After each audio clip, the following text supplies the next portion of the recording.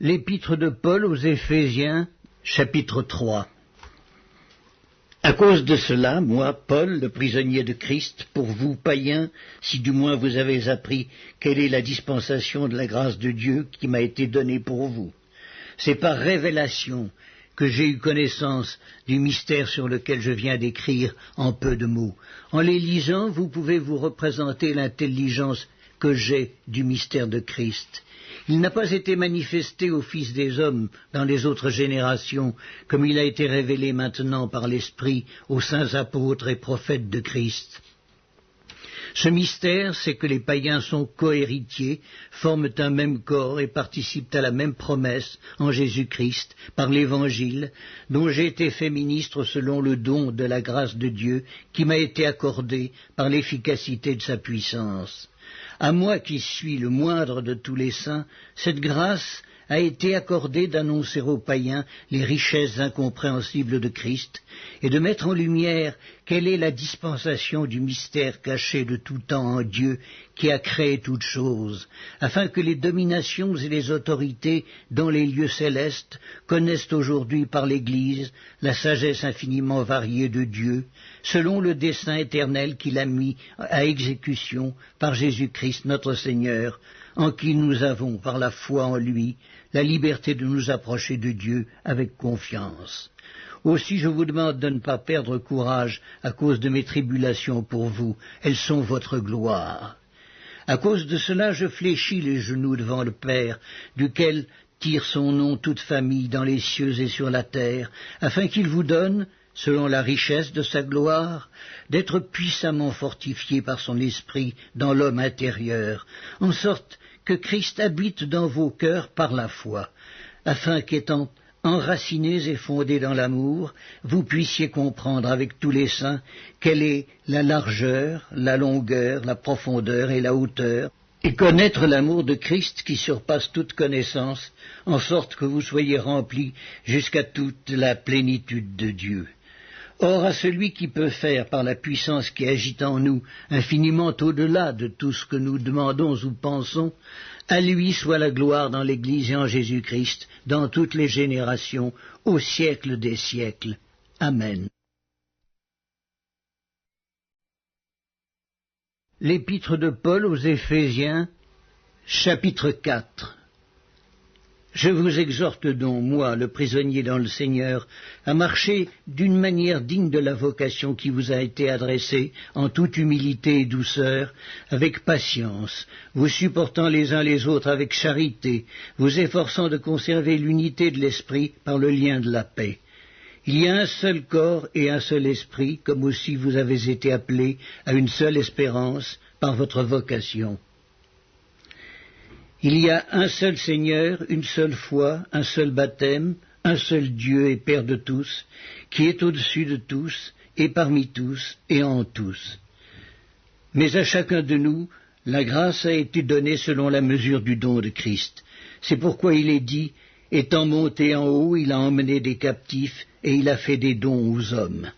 Or, que signifie « il est monté » sinon qu'il est aussi descendu dans les régions inférieures de la terre?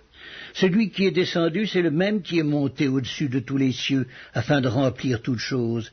Et il a donné les uns comme apôtres, les autres comme prophètes, les autres comme évangélistes, les autres comme pasteurs et docteurs, pour le perfectionnement des saints, en vue de l'œuvre du ministère et de l'édification du corps de Christ, jusqu'à ce que nous soyons tous parvenus à l'unité de la foi et de la connaissance du Fils de Dieu, à l'état d'homme fait, à la mesure de la stature parfaite de Christ, afin que nous ne soyons plus des enfants flottants et emportés à tout vent de doctrine, par la tromperie des hommes, par leur ruse, dans les moyens de séduction, mais que, professant la vérité dans la charité, nous croissions à tous égards en celui qui est le chef, Christ. C'est de lui, grâce à tous les liens de son assistance, que tout le corps, bien coordonné et formant un solide assemblage, tire son accroissement selon la force qui convient à chacune de ses parties et s'édifie lui-même dans la charité. Voici donc ce que je dis et ce que je déclare dans le Seigneur, c'est que vous ne devez plus marcher comme les païens qui marchent selon la vanité de leurs pensées. Ils ont l'intelligence obscurcie, ils sont étrangers à la vie de Dieu, à cause de l'ignorance qui est en eux, à cause de l'endurcissement de leur cœur. Ayant perdu tout sentiment, ils se sont livrés à la dissolution pour commettre toute espèce d'impureté jointe à la cupidité. Mais vous, ce n'est pas ainsi que vous avez appris Christ, si du moins vous l'avez entendu. Et si, conformément à la vérité qui est en Jésus, c'est en lui que vous avez été instruits à vous dépouiller, eu égard à votre vie passée, du vieil homme qui se corrompt par les convoitises trompeuses, à être renouvelé dans l'esprit de votre intelligence et à revêtir l'homme nouveau, créé selon Dieu, dans une justice et une sainteté que produit la vérité. C'est pourquoi renoncez aux mensonges, et que chacun de vous parle selon la vérité à son prochain. Car nous sommes membres les uns des autres. Si vous vous mettez en colère, ne péchez point, que le soleil ne se couche pas sur votre colère, et ne donnez pas accès au diable, que celui qui dérobait ne dérobe plus, mais plutôt qu'il travaille en faisant de ses mains ce qui est bien, pour avoir de quoi donner à celui qui est dans le besoin. Qu'il ne sorte de votre bouche aucune parole mauvaise, mais s'il y a lieu, quelques bonnes paroles, qui servent à l'édification et communiquent une grâce à ceux qui l'entendent. N'attristez pas le Saint-Esprit de Dieu par lequel vous avez été scellés pour le jour de la rédemption. Que toute amertume, toute animosité, toute colère, toute clameur, toute calomnie et toute espèce de méchanceté disparaissent du milieu de vous. Soyez bons les uns envers les autres, compatissants, vous pardonnant réciproquement comme Dieu vous a pardonné en Christ.